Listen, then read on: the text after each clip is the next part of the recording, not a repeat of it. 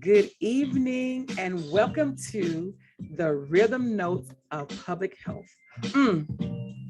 Welcome to the Rhythm Notes of Health. You would think by now I would kind of know the name of my own podcast, but because I'm public health, I always want to say public health, but I am the Rhythm Notes of Health.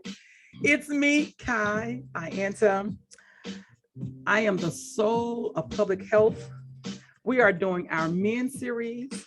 I am so excited about this series, Clearing the Smoke on Men's Health. And today we have Rodrick Watkins, licensed professional counselor, and we're going to be talking about mental health roadblocks and men. So I'm happy about this. So without further ado, let me bring him in.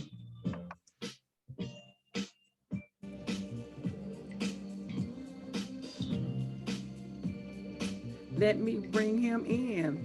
Mr. Watkins.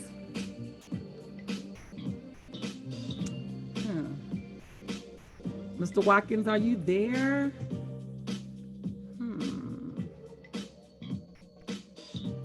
Let's see what happened with Mr. Watkins. Oh, there he is. Okay. Listen, Mr. Watkins. Hey. Now, believe it or not, we did a test run. So we had this all down. Not sure what happened. It's called human error. How are you, Mr. Watkins? Good. I am good. How are you doing? I'm doing well. I'm going to try really hard to call you Mr. Watkins, but he's Rodrick Watkins, licensed professional counselor. And Rodrick, see, I did it already. Mr. Watkins, welcome to the Rhythm Notes of Health. How are you? Thanks for having me. I really appreciate it. I'm doing good. And yourself? I am doing well. I told you I've been excited all day about doing this podcast, and just even with the doing, we did a women's series, vaginal health and sex series for women. And now we're doing Clearing the Smoke on Men's Health with prostate health and sex series for the men. Because I would tell the men like, no worries, you got next. And so the next is finally here, and it's their turn to talk about what they have on. I am very strategic and bringing in men's professionals in the area so they can feel like, oh, those women don't know what they're talking about is our health. Because I feel that way sometimes with men doctors. I'm like, we don't know. He don't have these parts. let me go to a lady OBGYN. Like this exam is not comfortable because you have no clue how I'm feeling. So I am very particular about going to women's OBGYNs or GYNs at my age because I'm not having babies, but just to bring in a person of likeliness, if you will, with the men is very important in helping me to help educate and empower men, particularly Black men, or as I often say, if you listen in with me, I say the Afro descendants of Black people. So let me just tell you a little bit about Rodrick. So Rodrick is a licensed professional counselor, a certified professional clinical supervisor in private practice in the state of Georgia. He previously was the director of mobile assessment at 2 acute stabilization hospitals in the Atlanta area, and a volunteer. The volunteer part is very important. Volunteer disaster mental health worker for the American Red Cross. That's very good. That's very good, Mr. Watkins. Rodrick. Now, see, I'm trying to call him Mr. Watkins, but his bio saying Rodrick. So Rodrick, you're not gonna do this to me like this. So Rodrick Watkins or Mr. Watkins. Areas of practice include depression, anxiety, suicidal impulses. We're going to talk about that suicidal impulses, stress, trauma, low self-esteem, and concerns related to sex. See, Blackpink, we do our homework, as well as delivering mental health services for people of color and the LGBTQ community. LGBTQ community. IA. Okay, yeah. I got this public health junior in my house, which will be my daughter. She keeps me abreast on all things. I was like, I can't keep up. I'm a scientist. This is way too much. Every listen, let me be quiet. I don't want to get in trouble. So Rodrick's goal is to guide people in moving beyond self-perceived limits brought on by, I like that. His goal is to guide people in moving beyond self-perceived limits. Mental mental health, mental health roadblocks, limits brought on by mental illness and life circumstances. Ooh, Rodrick, this is great. Rodrick provides treatment on brief and or long-term basic use using accurate assessment, CBT, psychodynamic therapy, which I'm interested in knowing what that is, coaching and meditation. Rodrick treats all clients with sensitivity, respect, and confidentiality. As you see, we do our homework here at Blackpink.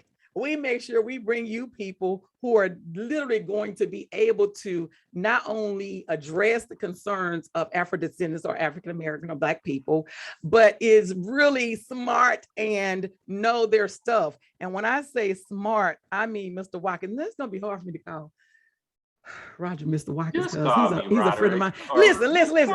I try to be professional. You are professional. On this show as much as I can, but I know Roger, from one of my birthday calls. Y'all got to learn who I am. We go way back. Way back. February, right, exactly. But Rodrick is very, very smart. I just recently learned that Rodrick got his BS from UCLA in mathematics. I keep telling y'all Black people, God, they smart. Rodrick, mathematics, Rodrick. Because I was going to say, Now, how did you get into counseling? So you were mathematics. And I don't know if everyone knows, but when you go to college and you major, have a degree in mathematics, you can really go into any field that you want to, right? Any field of secondary or third education after college is going to be like, you can come in because they feel like if you can master the science of math, you can do anything. Correct, Rodrick? Mr. Watkins? I'll add to that. I think that is true, but I also think just with your bachelor's, you could just do about anything. You know what I mean? I think that I've seen people. You're not helping me help people, Mr. Watkins. You're not helping. We gotta help people. We're still helping people. We're telling them that they don't have to necessarily limit themselves based on their original degree. This is the therapist. Right. I got the therapist. Good advice.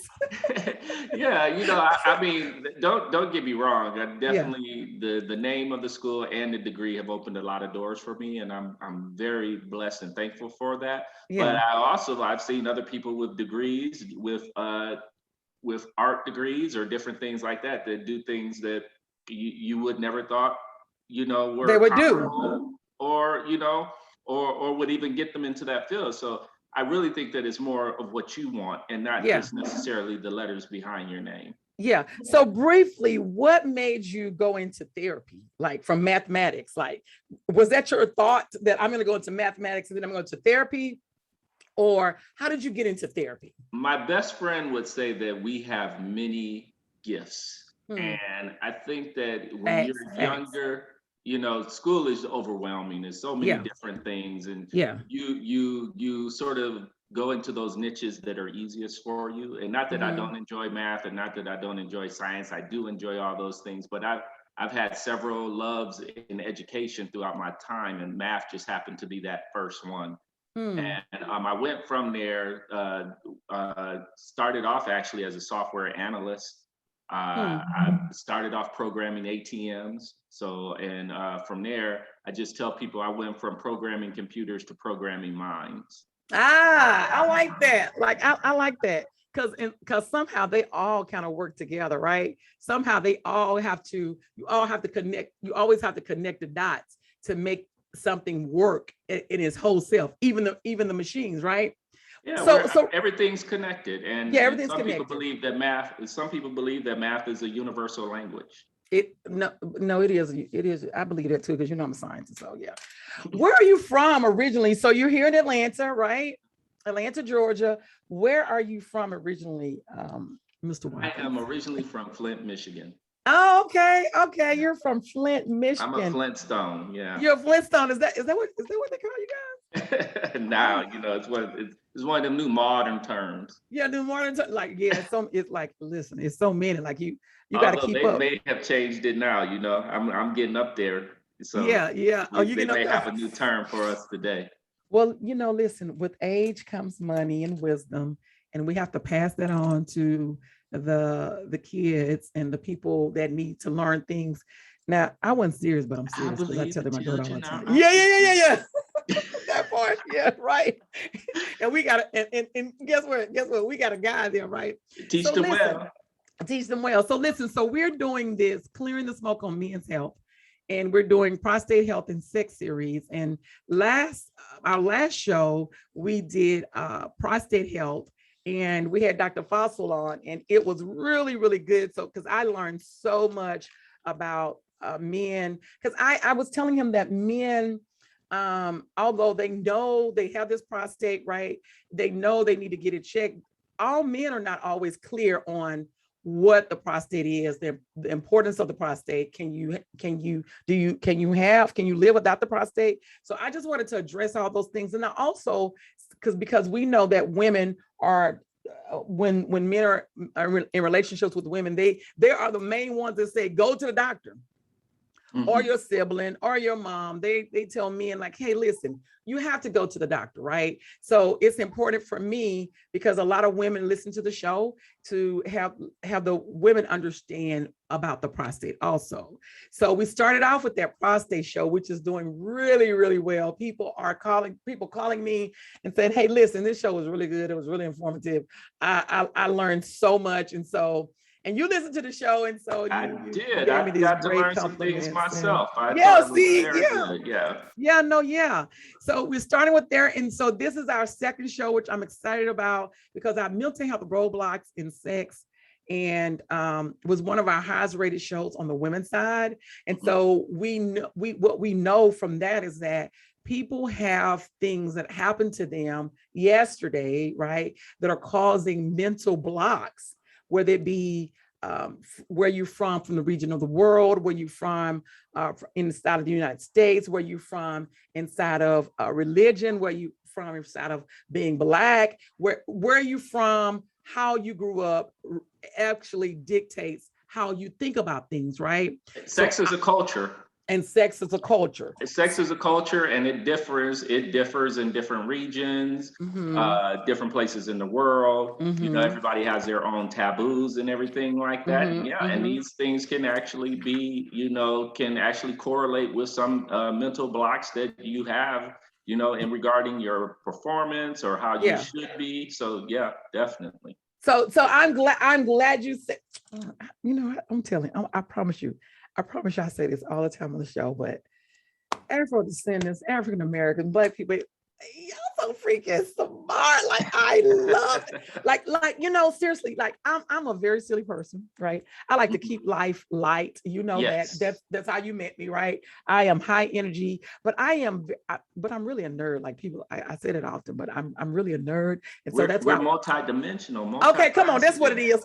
So I don't have to say I'm a nerd, or I could be a nerd and be this other thing because I'm multidimensional. It can be yes, exactly. It is. It's multidimensional. We want to, or I think of us like puzzle pieces or 3D puzzle pieces, and each prong represents an aspect of our personality or the things that we like and different things like that. And so the reason why I use that analogy a lot of time is because sometimes you fit with certain people and sometimes you don't fit with others. You know what I mean? Not every piece fits. People are very complicated. Oh my God, Rodrick. You know what? Like, anytime the therapist is on here, right? It's always like, I feel like I'm on the sofa, like getting therapy. Because really and truly, I always say that I'm bittersweet with people, right? Some people are gonna love me and they're gonna love my energy, but really, really and truly, I'm too much for some people. It's like, oh, please settle down. Like, really, you're like this all the time. Yeah, we say that too much and everything, but I think that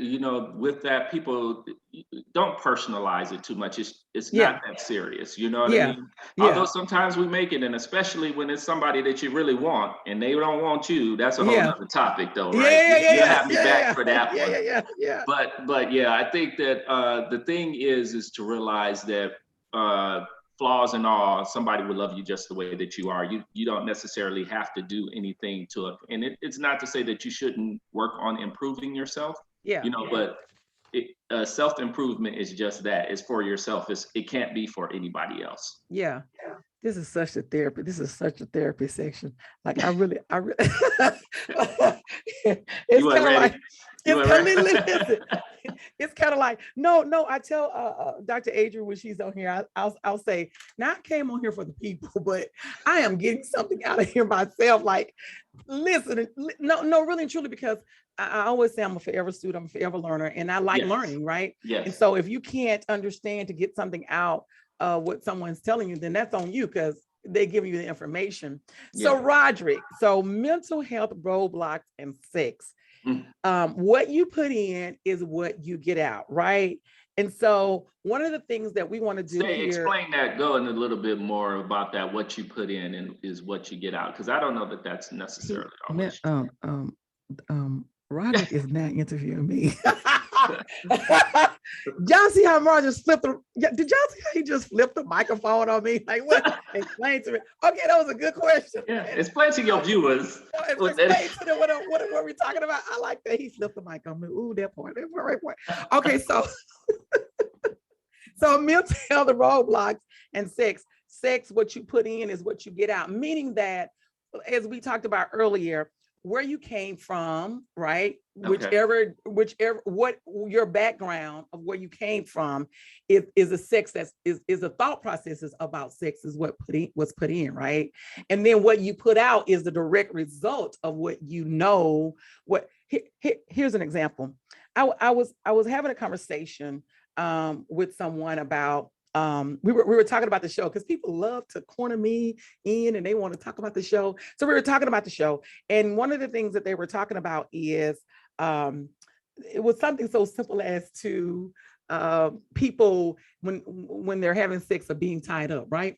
And it was like, oh, that's something I would never do because it's the thought process behind it. And I'm from Mississippi and that's not what we do. And although I like sex and you're not about to tie me up because I don't really trust you. So what I'm saying is that then I have a friend that maybe from the East Coast of north of DC or, or Detroit or Chicago or, Rhode Island, and they may be from up there, and they may be like, that's nothing. That's just adventure, and that's just sex. And because their thought process was different about it, right? And so, and what they were told about things is different than what I was told about things, right? Agreed. So that's what I mean about what was put in, and what you get back from it. And what you get back from it, right? The same way I always say, my mom told me that the girls who was out having sex when I was young, they fast, right? And so to this day, I say when I'm feeling sexual or cute, or I'd be like, I'm being fast, right? And not even knowing until I did the show with the therapist that's actually it's what my mom told me. It was what she put in is what I get out. Now I don't see it as a bad thing. I just say I'm being fast, right? And well, it can be a bad thing. It can be a bad thing if it prevents you from completing or going all the way. It's not preventing. It actually is enticing, because she said that's what the fast girl was doing. So if I'm being fast in that moment, yeah, but okay, this is not about me. So let's go on. So at any rate, so and it don't cause you no guilt or anything afterwards, absolutely right? Not. Okay, I'm too grown for that. Mr. Watkins, I'm way too grown for that. Okay, so yeah, I wouldn't even be able to do the show if that was the case. And now my mama see this, I'm gonna be feeling a little embarrassed. So hopefully she ain't watching this show, but she be sneaking and watching the show. So maybe she is. I don't know. Mama, I'm sorry. No, I'm just playing. I'm just kidding. So, but I do want to. What you bring up is a good point, and I think this is a good place just to interject real quick. Is that some people do have that issue, like with things that their parents told them or things that they heard from friends, and how it impacts and this is for men, and it can be true for women too, but it can, some people after sex might not necessarily, may feel a whole bunch of guilt or shame because of the acts that they committed, and then you also have sometimes, because of the different things that you were taught, or if you do perceive that you have an issue, sometimes that can cause the mind and the body to sort of disconnect from each other. Right, that I agree, especially when it comes to men and mental health roadblocks with men, because I was actually doing my research. I tried to do a little research, and that was actually one of the things that they talked about. So they specifically, one of the articles said there's there's a strong link between sexual function and mental health in men, right? So that men should take a holistic approach, even when they're thinking about sex, whether they know it or not. It is a holistic approach from them, because it starts here and all of the other things that they need to, in order to, complete this erection with it, to have this sexual function, right? But I want to go all the way back to the social part, right? Yeah. The social background. You said earlier that people, depending on where they're from, what they've been told, their childhood. Can you just talk about that a little bit? So, because I know you see a lot of different patients in your practice, right? Mm-hmm. And how long have you been practicing? Oh, wow. Since about 2008. Which is a long time, right? Like, yeah. You're the mad person. So how many years is that? Like, that ain't what I do. That's what you do. Like, yeah. Why you gonna do that to me now? I don't do math anymore. Okay, my bad. My bad. It's 13 years. I need a producer. She be like this. 13 years. 13 years. Okay, 13, which is a long time. You've seen a lot of patients. So when you talk about your social background of where you came from, which we're going to include family, right? Mm-hmm. How do you describe or what happens with things? I guess we can use me for an example, is what I was just talking about, the whole fast thing that you just talked about, right? How does that impact men? Because men are different than women. Like, men are told that you should be this macho, right, guy, that you should be this guy who is strong, that you shouldn't cry, that, you should not break, you shouldn't have meltdowns. Men are told to be this be dun, dun, dun, dun, I'm a man, like, you know what I mean? So I'm always on. I'm always on. I can perform at any time. I can perform at any time with anything, not just sex, just with anything. They're always told to be on. So what happens in the social background, if you will, of upbringing that get men here? Now, I have something in my head of what I think, but you're the therapist, so I want you to give me your opinion on this. Well, that's a very complex and broad question, but I think to break it down, all men aren't alike, but there are commonalities in regards to the fact that we all grow up in America or Western society or whatever society you grew in. There are commonalities with that culture. And I think we'll specifically talk about Western culture. Western culture already was such a sexually repressed, is a sexually repressed culture. Yeah. Right. And when you say sexually repressed, I want to make sure that I'm making sure that everybody is clear on what we're talking about, because somebody told me something I wasn't clear before. So let me just make sure I'm clear. When you say sexually repressed, what do you mean? With the fact that let's use media is a great example. The fact that you can have almost a fully nude woman on TV, but you can't have a nude male on TV. So we have these very distinct ways of how we can interact with sex, right? So the sexually and it usually has to be in our society, usually has to be from a very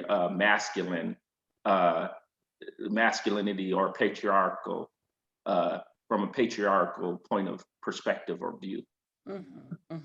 So meaning that when you say sexually repressed, then you're meaning that there are some things that are allowed with women, but may not be allowed with men. I think it goes both ways. There's definitely some things like women in our society are able to be more experimentative, where men can't be experimentative.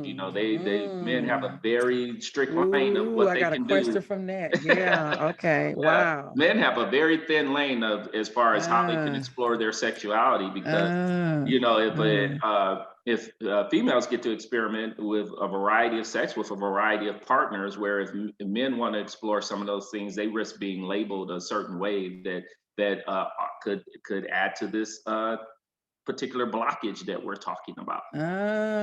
Oh my gosh, I got a question for that, but I'm gonna wait. Ooh. So sexual, because so you were saying sexual in the Western world, sex is repressed in a lot of situations, right? Right. And so with the social background or your upbringing, right? How does this change everything? Well, I think not necessarily change everything, but more like conforms. Right, we try to get all men to conform in one different way, which is why you have a lot of men with the same sexual issues and different things like that, because we're sort of cookie cutter. We're taught all the same thing. Like you said, men don't cry. Men are only allowed to express two emotions, happiness or anger, and we can barely get happy sometimes too. You might be able to laugh, but you don't want to, you have to appear in control all the time. So when you have this very narrow corridor of emotional expression, and what that happens is that impacts other part of your lives, right? And it definitely impacts you sexually, as we talked about before, with the mind-body connection. When you can't fully express yourself emotionally, and sex can be a very emotional thing, depending on who you deal with, right? But then even in that, right? Sex is multidimensional too, right? Sex doesn't always mean romance. Right, correct. So it's not always connected with a romantic partner. So then you have all these ideas driven by our society about how you have to have partnered sex, but sometimes people are just having sex for the moment or for that feeling. So all those things are just so complex and can play into why, and now I have to be on no matter what. Yeah, listen, so when you said that, I went back to college, right? Okay. And from college I have yeah, I hate when I become speechless. So no, I was gonna say is, I have two brothers, right? So I'm the only girl. My mom had two sons, so in college I have a lot of brothers. So that's probably my attraction to having all these brothers, is that's how I've really known to have these brothers, right? And so I'm not gonna really get into that, but what I'm gonna say is that because I have all these brothers in college, I learned a lot about relationships and sex with partners and what have you from them, right? I learned a lot of how men think, what men do, when men have sex with a particular partner, what he feels about her, what is sex attachment with that person, and then what makes it attachment, or is sex just sex, like you just said. So when you just said what you just said about sometimes men just have sex to have sex, and I'm clear on that because that's what they taught me without even knowing that they taught me that, right? Just them. It's a form of relief. It's a form of relief. A form of relief. Okay, I like that you said that. Yeah. It's a form of relief. Yeah. So even those things, and you know what, also, Roger, when you said that men have to appear as being in control all the time, that's really, really big. So that's a part of that crying thing. And that's a part of that. And literally and truly, while you're saying that, really, that's exactly how I am, being from Mississippi, right? Now, I may not take the role of the women from Mississippi. Like, I'm not about to cook all the time, right? I'm not domestic. I'm a smart girl, so I'm not about to be domestic. Let's get somebody in and clean up, right? So while I don't take on those roles for myself, because I don't define myself from that, because I'm a smart chick and I have more to bring to the table, right? I said to my husband upon marrying him, like, look, don't marry me for domestic things, qualities. Although I can cook, although I can clean, that ain't really what I was trying to do, right? But in the same breath, now I'm calling myself out because I'm hoping that people will think about things of themselves and call themselves out to say, hey, I'm doing this. I shouldn't be doing this. I need to check myself. I'm really big at checking myself. Like you said earlier, you can't get better is everything. Unless you're aware, right? So in that same token of being from Mississippi, right? Although I don't take those roles on, the roles of what they had for women, right? Some of them, but little bit. I absolutely have taken on the role of what I want my husband to be, and that's the way that I was raised. You take care of the family, right? You take out the trash, you take care of me. Well, I don't know, that whole take care of me thing, that's not really from the South, because the women took care of the men, but I don't know, maybe I'm rebelling because I'm not, men take care of me. You know what I mean? That's just how I am. Like, I just reverse that whole thing, right? I'm just like you said, self-aware, right?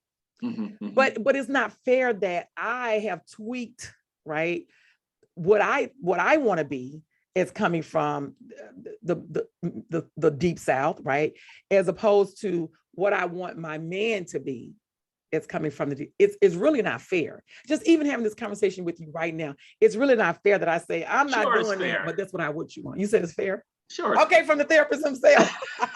I tell what you want is what you want. And you don't, you might not, even with your level of awareness, there are still things that you don't necessarily have control over. And one of those things is attraction. I mean, we want to think that we're attracted, that we control who we're attracted to, but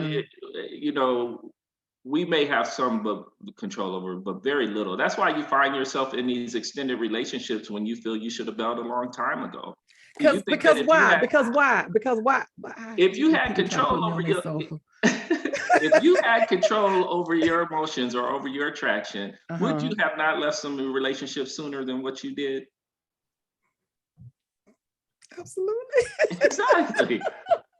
So I mean, the speechless part for me. Yeah. We that's another one of those things, that I think it's a myth in our society, in the sense that we have, this emotional control over, or this control over our romantic life or our love life. And actually, we find out that that's a very difficult thing to negotiate. That's one of the most difficult things to negotiate within our lives. Most people never imagine themselves with the partner that they have, right? Initially, or when they were children, that's who they grew up with. But then they end up finding somebody, and it moved them in ways that they did not expect. And now you end up calling this person your partner. That right? part. That part. Because if we had a choice in the matter, a lot of people may not have been married to the people that they were today. Yeah. Or who they are with today. So yeah, a lot of that, but that's a whole different topic. Yeah. But let me just be clear. Let me just be clear about what you just said. So when you say that we don't have control over our attraction, right? Because we were talking about when we talk about mental health roadblocks, because it all goes with it, right? It all goes with it, right? Yes. We're talking about mental health roadblocks. When you say we don't have control over our attraction, right? So we're basically attracting to the way that we were raised. Is that what you're implying? All throughout your life. So you think of your life as just this time stream of things that you have collected, thoughts and different things like that. And some of them some experiences have more or stronger experiences than others, and they imprint on your brain. And then our minds are great at looking at patterns, or keeping that information. It just might not all be conscious, that you can consciously access it, but subconsciously it's still there. So the one thing that you always recognize is how you felt when you were with somebody, right? Whether it be a parent, whether it be a friend. And so when you meet somebody new and it allows you to recall that feeling, bam. That was very powerful. You're not even clear how powerful that was, right?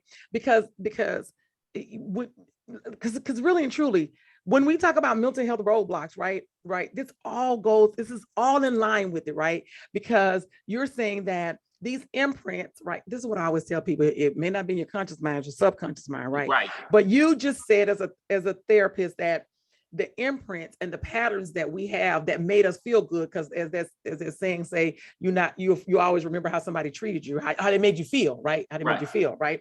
So really and truly, the facts about that particular statement is that you get imprints of things that make you smile, things that release those hormones of happiness, right? And those are the things that you want, and those are the things that you're attracted to, right? And so the redundancy of, oh my gosh, this is that. I don't know what it is about this person, but they are giving me something that makes me feel good, and that's this attraction. So if you're in a place, right, that you say, I don't know what it is about this guy, like, oh my gosh, but I have this attraction to him, and I don't even know him, like I don't know his name, right? I don't know anything about him, but I have this strong attraction to him, right? And there are no words. What is that? Like, what is that? Chemistry and energy are real.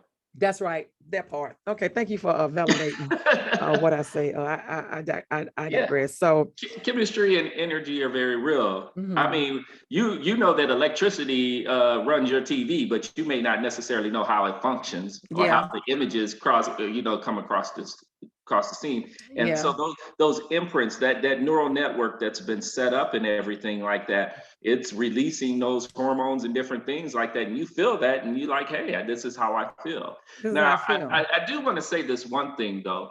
You do have some level of control over all your reactions, right? So you may not necessarily be able to stop the promotion of the feeling from coming across you, right? But sometimes you do have to take control of how you're going to react to those things, because you later on find out, this goes back to what we were talking about in the beginning, how people are multidimensional. They may have very well expressed to you a behavior that allowed you to let yourself feel in the way that you did in the beginning. But because people are multidimensional, it still does not mean that they were that whatever that vision you have, they matched to.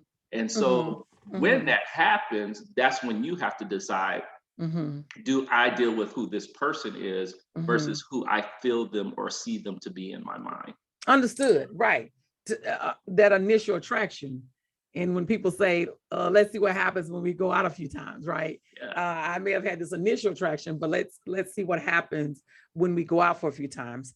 Okay, so what you were told when you were growing up, right? Those imprints that are on your brain is the way that you act on something, and it also maybe the way that you don't act about something, which will cause the roadblocks, right? Well, both can be roadblocks, right? The way you act on something can be a roadblock too, right? It can just as much as the way you don't act on something. So we think about the chances that we didn't take, but sometimes certain things we can do can also prevent us from achieving the relationship we want, like not being able to communicate, or when things need to be talked about, you know, or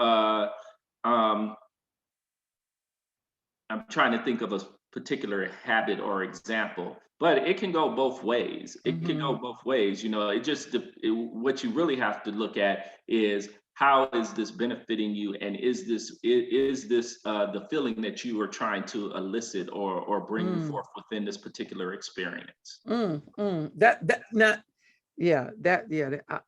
like what you. I'm no seriously. I really like what you just said. And is this what, like, is this the energy that you were trying to get, right? Like, is it that conscious mind, that subconscious mind? Are they acting together? Like, what has changed? And like you said, it could go both ways. It could be the likeness, could be a mental roadblock, because you like, I'm not gonna go this way, I'm gonna go this way, right? Right. And versus and the things that are blocking you can also be, or what you were told that were negative can also be something that will cause a roadblock, correct? Is that's what you just said, correct? Yeah. So I do have an example now, and it's actually it's a common one that's used in when they're teaching psychology, is particularly CBT or cognitive behavioral therapy. But it's just this idea, like if a one man gives a woman flowers, and then she's happy, she's overjoyed. Ooh, my man thought of me, da da da da da da da. But you could take those same flowers, another man gives it to his woman, and she throws them in his face. Right? So these men both responded in the same way, but elicit different responses within that woman, because into the two different women, because they have their same experiences, right? So you could just be taught that both these men were obviously taught that they were gentlemen, but being a gentleman doesn't always elicit what you want. Oh my God! To elicit into another person. Listen, just that whole flower thing. No, seriously. Again, I'm always on this sofa, right? Like, so I always say I like the same guy. I always say I'm attracted to the same guy. When I didn't marry till I was 35, so that was late according to what the standard, I guess. But one of the things about people who I dated, right? I date the same guy, really smart, kind of nerd, a little arrogant. Because although I'd be like, you arrogant, I kind of like it, right? I'm kind of attracted to a little bit of arrogance, right?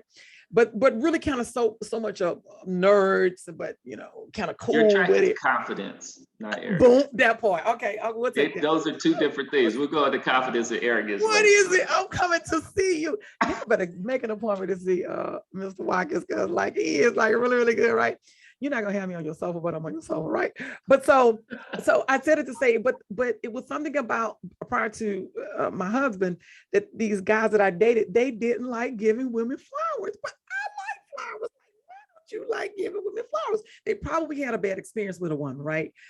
With giving them flowers, and they probably, it may have got, I don't know what could have happened, but they probably had a bad experience. So one of the first things that I told my husband when we were dating is that, listen, I like flowers. I like getting flowers. This is the type of flower I like. I like flowers being sent to me. I like flowers being brought home. Like, I just want to tell you that, like, is that gonna be a problem? No, just kidding. So, because no, really and truly, because I didn't understand, like, that's what I like. Like, let me just communicate this. Like, as I say, the older I get, I learn how to use my words. And that's that awareness we were talking about. And that's that awareness we were talking about. That imprint, huh?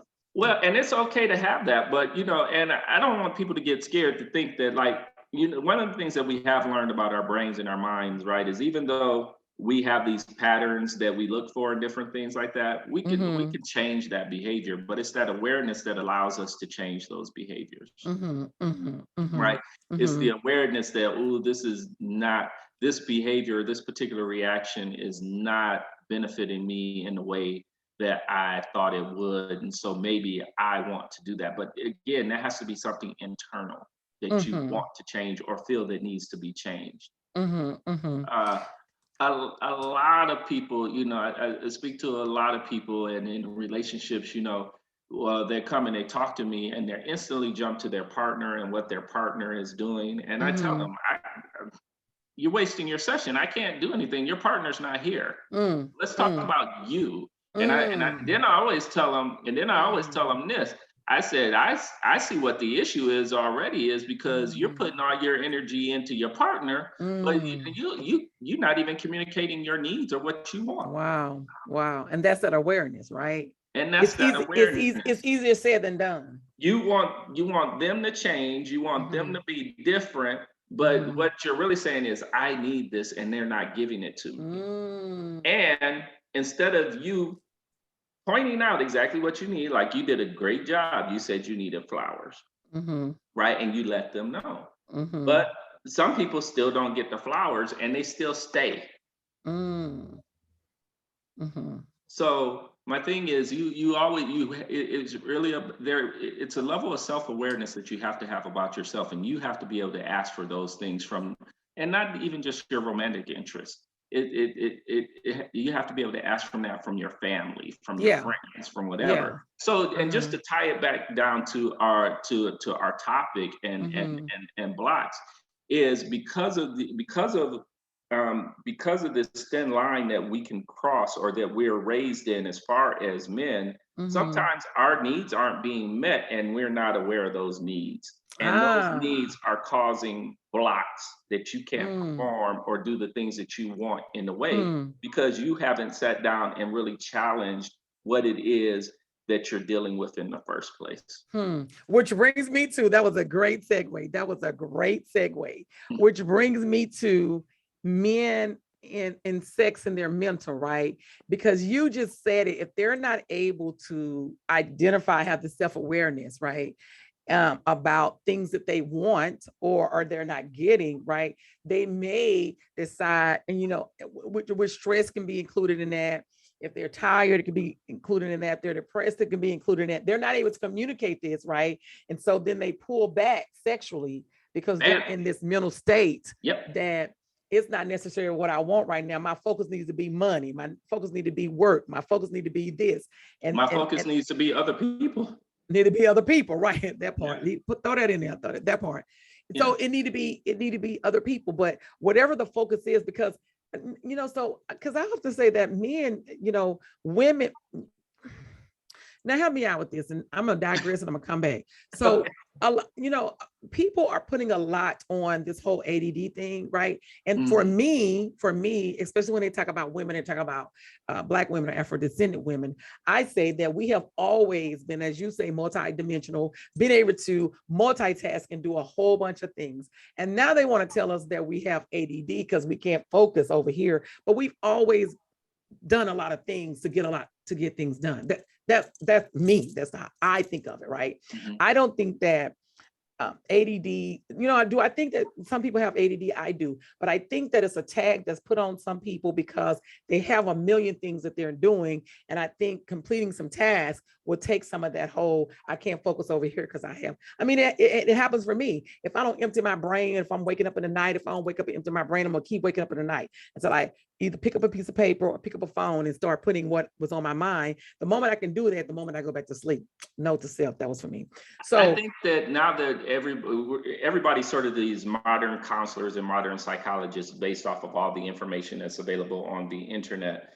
But my thing is a person with a mental health issue is dealing with the same thing that the person with the non-mental health is dealing with, right? It's just that because of because of their certain element that the situation may be exacerbated.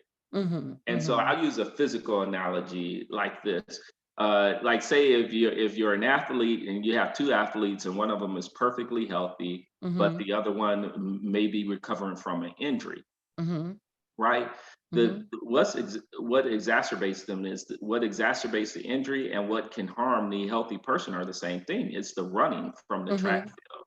So we are not any different from any person that has an actual identified or diagnosed mental health issue. They're dealing with a lot of the same stressors and everything like that, but depending on what is going on internally, can exacerbate that. Understood. Understood. Right. And so I want to say it like that because we don't want to isolate anybody or Understood.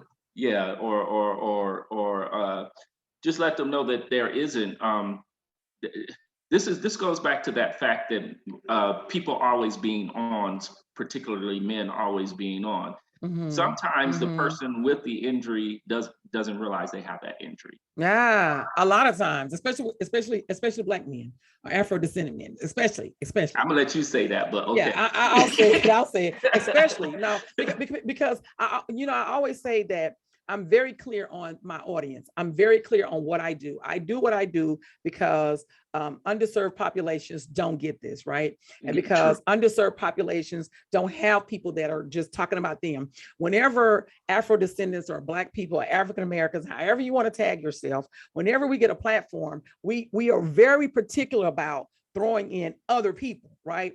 For me, other people, if you're able to get something from this, or other ethnicities, if you're able to get something from this, then get it from here, right? Yeah. But for me, this is for people who looks like me, people of color, who the attention doesn't go to them, right? And that's why we have health disparities. That's why we have mental health disparities. And that's why we have mental health disparities. Exactly. And to tag on to that, I also want to make that distinction very aware because what we've been talking about is awareness. And so sometimes what people don't realize is that they attach their well-being to their worth.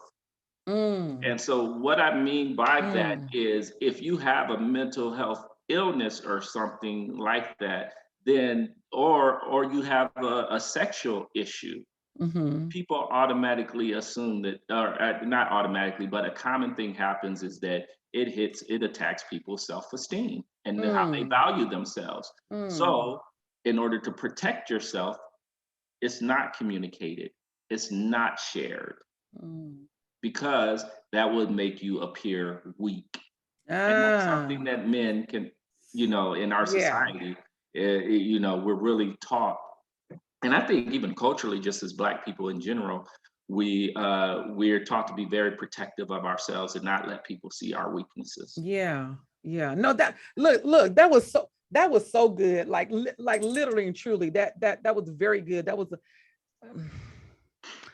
Y'all better call Rodrick Watkins and go in to see him, because he is like literally telling you exactly what you need and being fact about it, like calling you, just like calling you on your stuff. Like that would be me when I say calling your stuff, since I'm the one on here.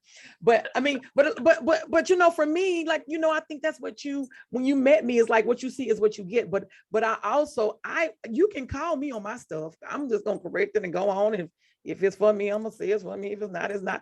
But I really appreciate being better, right?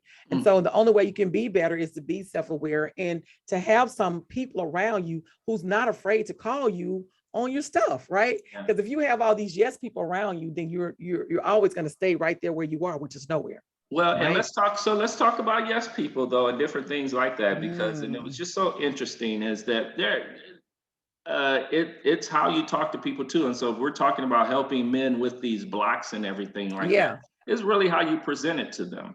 You know what I mean? And the presentation is everything. So if you realize there's an issue, but you tell them you know, cuss them out, or you know, feel you got to have a clap back, or right, or right, or degrade him in any way, emasculate him. How is that going to open him up? Say that part again. Emasculate him. What does that mean? That is very important for us women, because we tend to do that. If somebody hurts us, or somebody do something to us, or somebody, you know, said something to us, we are going to hit below the belt, right? Yeah. And so can you just talk about, as we talk about mental health roadblocks, what that actually is? Right. So that's important, especially for the women that's listening in who want to learn about men and want to help us and help our men, right? And the men that want to help to communicate this information, like what exactly does that mean? Well, I think it's just we talk about emasculation or emasculation. It's the idea of being made lesser of a male. Right. So a lot of times in relationships with men and women, right, the woman spends a lot of time encouraging and emasculating him. Right. But when it comes to being vulnerable, instead of using that time to make him feel secure and masculine, they go for the jugular, like you said. And you emasculate, you make them feel lesser or self-worth. But that's the time that you really want to emasculate him. Baby, I know you can handle this. Baby, I know you're strong. Baby, I know we can get through this together. That's not the time you want to just break out the ruler on them and say, no, baby, that don't work for me. You know, or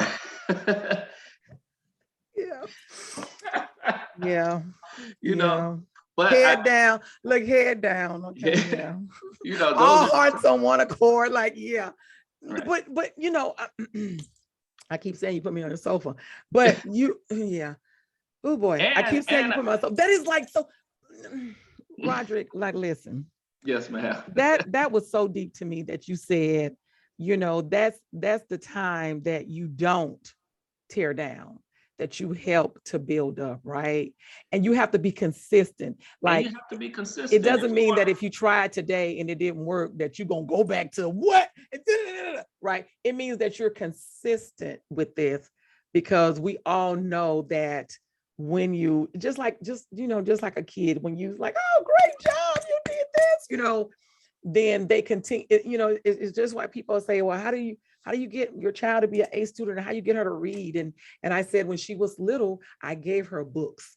And every time she did something good, I say, oh my gosh, we're gonna go to the bookstore and you're gonna get a book, right? And so that is still her reward system to today, right? It is, and that process just doesn't stop. That process started when you were young, but like I said before, the mind is changeable and it still goes on. We still imprint things. Neurons are still connecting together, so we can make new neural pathways. So you that's why you can be re-traumatized or traumatized in your late life. Your mind is just not fixed, right? And that's why when something happens, just like you said before, when something happens, it takes you right back to this that happened, because it's the memory of it, that imprint of it, the puzzle of it that comes back and say, oh, I know this feeling. And even if it's good or even if it's bad, it still comes back up. Exactly. And it might not always be factual because this is not that experience. This is you reliving an experience in your past. And so it's sort of clouding what's actually going on right now. Yeah. Listen, Rodrick. This is so again. I hate when I'm on the sofa. But okay, this is so good because guess what? If I'm on the freaking sofa, I'm this independent Black woman, right? Afro descendant. If I'm on the sofa, there are a lot of women that are on the sofa. I'm just wanting to say that, hey, I'm on the sofa, right? But there are a lot of women that need to understand this. And there are a lot of men who need to be able to communicate to whomever they're with that this is where I am and this is what I need, right? And I don't need this. They need to communicate that also. Like, why are you doing this? This is not what I need, right? Right. Just as I said, hey, listen, I want flowers, right? I was aware and said, this is what I need. But you know, like you always say, it takes two people to be together, and both people, if they've decided that they have this attraction that brought them together, they're gonna have to be able to. I like that you use flowers because, you know, just gardening in general, you have to, a relationship is a garden, you have to nurture it. Yelling and arguing are weeds. Come on, somebody, let's get them weeds out. You call the people to come in and spray the weeds so they won't roll because they get in the way of the flowers, right? Come on now. Right. Or even better, yelling and arguing are weed killers, but they don't just kill the weed, they kill everything in the garden. You know what I mean? They could kill the whole garden, they could kill the whole relationship. It's just not, you know, and I just, a lot of the blocks, not necessarily putting this on the partner. I mean, because it always comes back to self-awareness first. But you, in order for anybody to be able to express themselves, they need to be in an environment that's allowed for them to be expressive and not challenge their very character of who they are, especially when you're dealing with a subject that's so sensitive and so and that just allows a level of vulnerability that none of us are really comfortable with, right? Yeah. And then this goes back to this lane that I was telling you about as far as men and how we're acculturated. You know, how we're acculturated. So acculturated is, hey, listen. So this is for layman people, right? And so although I may know what something means, of course you know what it means because you're a therapist. We have to make sure that everybody knows what it means. And you know, for me, I think they should know what it means. But acculturated, what does that mean? So acculturated is basically behaviors or rituals that you are born into. Based off of your region of where you live or where you live or the family. Give us a new word, acculturated. Give us a new word, acculturated. Go ahead. So based off of all those things, and we already have a limited one, when it comes to sex is just always a charged issue, right? Because a lot of what makes a man in our society is based off of sex. Right. Right. Number of partners. Again, the emotionality, how much emotion can you express? The caretaker, always being able to be able to take care of these different things. So it's this very thin boundary that men can be in, and when they feel, or when we feel that we fall outside those boundaries sometime, those can lead to some issues. Those can lead to performance issues or whatever. And so when you bump up against those walls of these tightly held ideals that you have, those generally can cause blocks into how you perform or whatever the case may be. Rodrick, listen. I never thought I had found a day to say this, but we gonna need a part 2 to this mental health roadblocks and men. We are going to need a part 2 because, you know, yeah, this is so good. I'm always saying that, like, this is so good. People gonna say, you say that about everything, right? It's like one of my friends, every time she eats something, like, this is the best so I ever had. We were like, oh, yeah, you said it about everything. And maybe it is a bit, because this is so good, because I'm saying, you know, if I'm learning things, right, I know that other people are learning things, right? And so, you know, and we're not trying to get all your work for free, because we, you know, people are gonna come to you like, hell, I need to make an appointment right now. So people are gonna come to you, but because the show is only so long, we would definitely need like a part 2. And I feel like I almost want to keep you on, but I ain't gonna keep you on, but I'm gonna bring you back to do a part 2. So before I even go on to the next episode in this men series, we are going to do this part 2, because there's so many things that we didn't talk about that I wanted to talk about with this men's health roadblock, mental health and roadblock, because everything that you said is very important to helping us to understand who we are as people and who men are, and how we need to communicate with one another, and how we need to get rid of the weeds. But we need to talk about church hurt. We need to talk about religious teaching. We need to talk about social media. You know, there are some things that we did just not scratch the surface. Yeah, we just, but Roger, you know, we knew this. We knew that from the moment that we met, that we had this chemistry, right? Yes, and we did. Knew that it. Yes, I remember I was at a concert, it was like whole concert. I was like, oh my God, is that Rodrick? At the concert. Oh yes, that was crazy. That was, because I was like, oh yeah. And I'm the whole concert, I kept looking like, oh my God, that was a great concert too. Yeah, that was a great concert. Yeah. But you know, so again, we you know, we met through a mutual friend who you know, we've Tuskegee TU, you know, who I have great chemistry, and that's why I love him. And so I met you through him, and from the moment we left, you know, you came at the end of my little house crawl, right? You came at the end. It's like, oh, Rodrick's coming.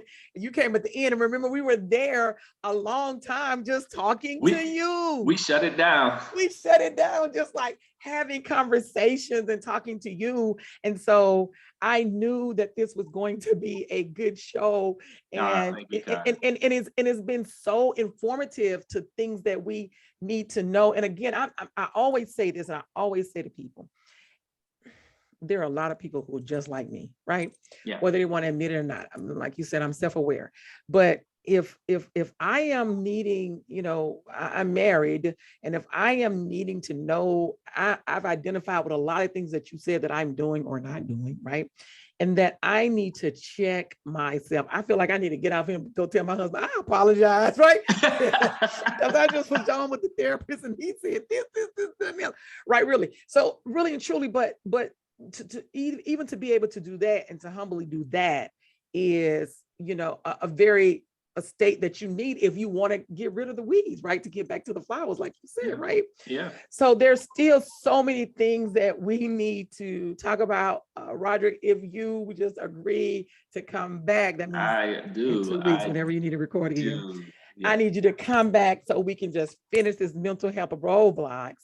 Yeah. And you know, we're going to be having these listening viewing parties, and I definitely want the second part of this to. I thought after this second one, we're gonna do this is what we're gonna do, but I'm gonna push the date out, because I want to make sure that we have the second part, because this has been so freaking good, and there's so much we have to talk about. I'm gonna go back, I'm gonna listen to this again, so I can just get exactly what you said, because you said a lot, and and when I say a lot, I mean that you said a lot that we need to listen to, right?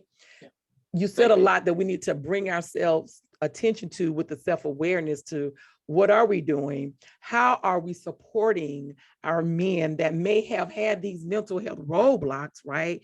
That now need to move past it. How do we help them to move past these mental health roadblocks, if that's what we want to do? How do we understand exactly our men and what they've gone to? And then how do men understand this even with themselves? Like, this is what I'm going through. This is what I'm feeling. How do I communicate that? So we have a lot to talk about. I have kept you on here. I'm always very conscious, because you know how y'all professionals are, especially the doctors, they'd be like, look, it's been fun, but I've been doing a long time. So I'm always very conscious. I normally I got a timer going over here that's telling me like, this is what time you've had. So we have, for me, I can go on because I'm so excited. I don't even know if I'm gonna be able to sleep really well tonight because I'm just so excited about. I'll probably play this back and listen to it tonight because it was just so good and informative for me, and the things that you said that can help me and my relationship, and I'm sure it'll be able to help other people in their relationships and help men to understand, hey, this is what I need, right? Well, and I'll communicate this. Yeah, and I think I do want to say this in regards to just any mental health block, you know, the only way to get beyond it is to be aware of it and to talk with it. And usually the fastest way to healing is not just the awareness, but the support that you have, the people that you have in your corner. That's how we see a lot of people get through things like this. So the fastest way of healing is support. Wow. That's deep. Okay. Wow. I always say to people that the universe has this way of giving you exactly what you need when you need it, if you're open enough to receive, right? What you need. So I think, although I'm doing this show for people, I too needed this show, like more than you ever know. So Ashe is, what they say. So I really and truly I'm telling you, Roger, from the bottom of my heart, I'm going to call you outside of here because really and truly, deep humbleness, I really and truly needed this show, like more than I had these questions and all these things that I specifically wanted to talk about, but I always give my guests the freedom of going in the direction they need to go, because it's always the direction that we need to be in. So I really appreciate, listen, the support, because that's the fastest way of healing. Support, right? But support is not fixing. What support? What is it doing? What's support doing? Support is generally that. It's just knowing that you're available. Knowing that you're available. Right. I think a lot of people confuse support with fixing, but the only person that can really do the healing comes from within, is that person. So support doesn't mean that you go out and you arrange the appointments and you tell them what they need to fix the therapy. It doesn't work like that. Okay, yeah. Support is just that, the support. Like to say, I'm there when you make your appointment, I'm right there for you, right? Yeah, that's like, we're gonna have to have a part 2, Rodrick. Yeah. This was really good. You go to therapy, let me drink my water. I'm gonna say you need a drink, so I'm gonna drink my water. Yeah, that's good. Do some deep breathing. Can we do a couple of deep breaths? Absolutely. You need some deep breaths. Is that how you end your therapy? Tell people all the time. I tell people, hey, let's stop, because it's a lot. It could be emotionally triggering for some people. So seriously, just a couple of deep breaths. Take them with me now. Breathe. Yeah, I said take 5 deep breaths 5 times a day. So absolutely, you need to breathe that. And through just take that deep breath and just, it is a lot and it is okay. Yeah. We're talking about some deep things. So I look forward to coming back. Yeah, no, absolutely. And so Rodrick, Mr. Rodrick Watkins, who I kept regressing back to that Rodrick and just couldn't call him Mr. Watkins. How do people reach you? And if people wanted to come and literally sit on your sofa, I always say sit on the couch because that's what people say, but sit with you and talk, right? How would they do that? Well, one of the things is I don't generally do a traditional sit on the sofa and talk. I get my people up and we go walk. Oh, that's so innovative. We're not gonna sit here and talk. Let's walk and talk. Okay, all right. So if someone wants to walk and talk with you, we can do the traditional thing too. I leave it up to my people, to decide. But you could call my answering service And I'll give you that number. Okay, give it to us slowly. And just so you know, whatever you don't get from this information, that Rodrick will be on Blackpink's website, and you'll be able to go there to get the information. So, but go ahead and let everyone knows how blackpink.org, that is, how to get in contact with you. You better pub. You got to do your publicity too, right? Absolutely, that part. You know, I was stalling for a little time as I got a new number. Yeah. Oh, you're trying for to come on? Well, just tell them if they wanted to. Can they reach you online while you're waiting on that number? Yeah, you can follow me on Instagram at RY Watkins. You can follow me on Instagram there, and you can always direct message me on that. And as far as my number to my answering service, you can call me at 678-722-5505. And or you could just actually Google Rodrick Watkins, and my Psychology Today profile will come up. I'm on Psychology Today, so you can look me up that way as well. Okay. So now y'all heard Rodrick tell us that he'll be back. We're gonna have to do a part 2. Our men are very complex. And so we have to do a part 2 to make sure that everyone is clear on these mental health roadblocks and sex when it comes to men. And so this will be part 1. Now I got to go back and retitle the show and say part 1 so we can do our part 2. And we'll make sure that we take care of all things. I think, again, everything that you said is important that you told us. And it was in the way that the universe took you to go was needed to go in that way, because not only did I need it, but someone listening needs it also, right?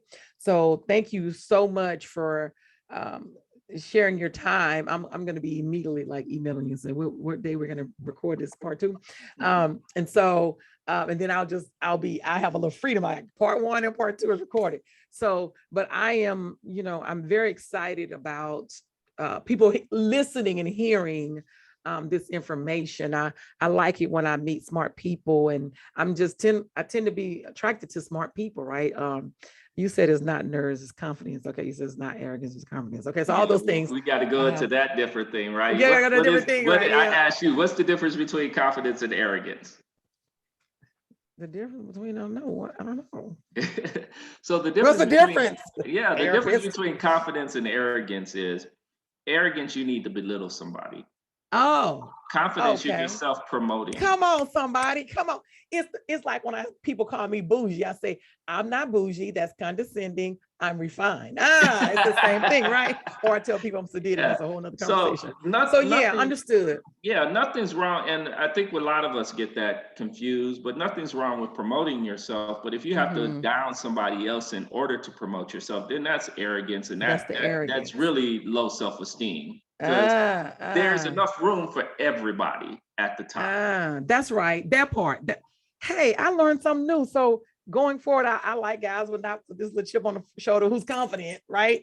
Not so much arrogant, because I don't like anybody who belittles anybody. It's not my energy, right? So you're right. So I'm using the wrong word. Thank you for correcting me. It's a good one, because it's a common thing that it's a common thing that I deal with a lot of times, and and a lot of people feel guilt after they self-promote themselves, and I'm like, why are you feeling guilty? You're not harming anybody. You have to try to talk up another show that you're gonna be on. But absolutely, I don't know why that is, but we definitely need to talk about that. That is really big in Black women. Like, we tend to do that. Like, but anyway, I'm not gonna keep you any longer. It was so good. Thank you so much for coming here. Thanks for to having the Rhythm me. Notes of Health. It has definitely been a rhythmatic experience, if you will, and I appreciate you coming on, and I look forward to our part 2. I'm going to reach out to you tonight, just so you know, and so we can get our part 2 scheduled. This was really good, Rodrick Watkins. Again, Rodrick Watkins told you how to get in contact with him. He's been doing this 13 years or more. and he is good at what he does. This has really been really good. My female therapist, we're coming back to do a show. She's really been on me about doing this show about women withholding sex from their partners as a reward or system, if you will, or and so I think I'm gonna bring the two of you back together sometime in the future to kind of talk about that together. Yeah. I think it'll be a really good fit and really good chemistry for the two of you to kind of come together, and it may be one of those live shows that we do just to bring the men and women together and kind of talk about it. But I think I found my love match here on the men and the women's side, Rodrick. I'm gonna have to go and treat Marcus to something really good for even introducing us, because I have definitely found my love match here, because you're it, Rodrick. I appreciate it. Thank you for coming on. Until part 2. Yeah, you have a good night. And when I get off here, I'm gonna take some deep breaths before I call you. Yes, please. Thank you so much, Rodrick. You have, good night, yourself a good Thanks night. for having me. Okay, I'll talk to you shortly. Okay, absolutely. Bye-bye. Oh my freaking gosh, that show was so good. Let me get my I got my music going. I got my music going tonight, right? This mental health roadblocks and sex with men, part 1, as we just learned, part 1. It was good. Rodrick Watkins, licensed professional counselor, he was point on about so many things that we need to refocus ourselves when it comes to our men, and the men you need to refocus yourselves when it comes to communicating with your partner, whomever that is, about understanding who you are. Right now, our feature artist, or as I say, now, ironically, I told our soul note for today, me helping you breathe, is once again, Musiki Scales and West Africa. And this song is called Amplify. Wow. Now, I was trying to figure out which one of the songs I wanted to choose, and I chose Amplify, but it is fitting for the occasion. Amplify, because all things that we need to amplify our thought processes to get past mental health roadblocks. But Musiki Scales, if you listen to the podcast, you know that Musiki Scales went to Tuskegee with me, and I'm always promoting him. He's an independent artist. He's a very good artist. He has good musicians that work with him. He is Musiki Scales on all social media. That's MAUSIKI. Scales is SCALES. He is Musiki Scales on all social media. You can go to blackpink.org. We have our playlist of our songs that we feature on the podcast there. But this is Musiki Scales, West Africa, his latest project, which again, I highlight a lot. And this song is called Amplify. So check him out. You can stream this on all streaming platforms.